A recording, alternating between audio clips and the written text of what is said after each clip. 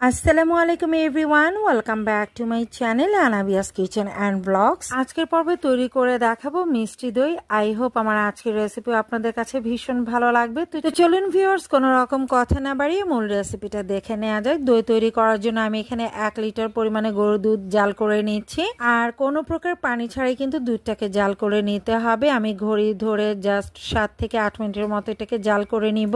আমি প্রায় 8 মিনিটের মতো জাল করে নিয়েছি। এবার মিষ্টির জন্য দিয়ে দিচ্ছি 1/2 কাপ পরিমাণে চিনি।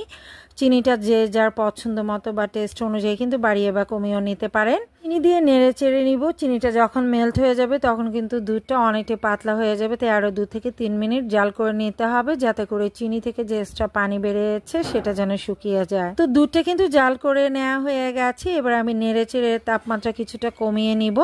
একটা আঙ্গুল ডুবিয়ে রাখলে 8 থেকে 10 সেকেন্ডের মতো সহ্য করা যায়, এরকম তাপমাত্রায় হতে হবে। আর দই তৈরির বেলায় কিন্তু তাপমাত্রাটা খুবই ইম্পর্টেন্ট। অতিরিক্ত তাপমাত্রায় যদি আপনারা দই বীজটা ব্যবহার করেন তাহলে কিন্তু দুধটা ছানা কেটে যেতে পারে। এই চেষ্টা করবেন দুধের তাপমাত্রাটা যেন পারফেক্ট হয়, সেদিকে লক্ষ্য রাখবেন। এখানে আমি 1/3 কাপ পরিমাণে টক দই নিয়েছি দই বীজ হিসেবে, এবং আপনারা চাইলে কিন্তু এখানে মিষ্টি দইটাও বীজ হিসেবে ব্যবহার করতে পারেন। তো দইটাকে খুব ভালো করে একটু ফেটিয়ে নিচ্ছি।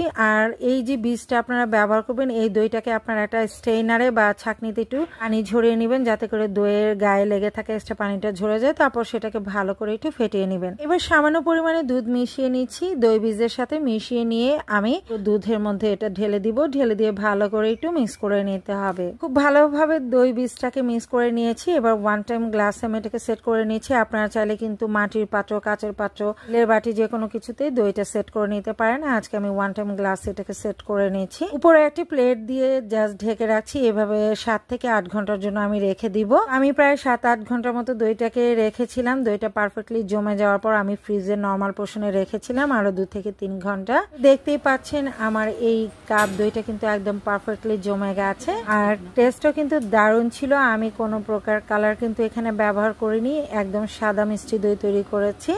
রেসিপিটি ভালো লেগেছে। আজকের মতো এখানেই বিদায় নিচ্ছি। সবাই ভালো থাকবেন, সুস্থ থাকবেন। আল্লাহ হাফেজ।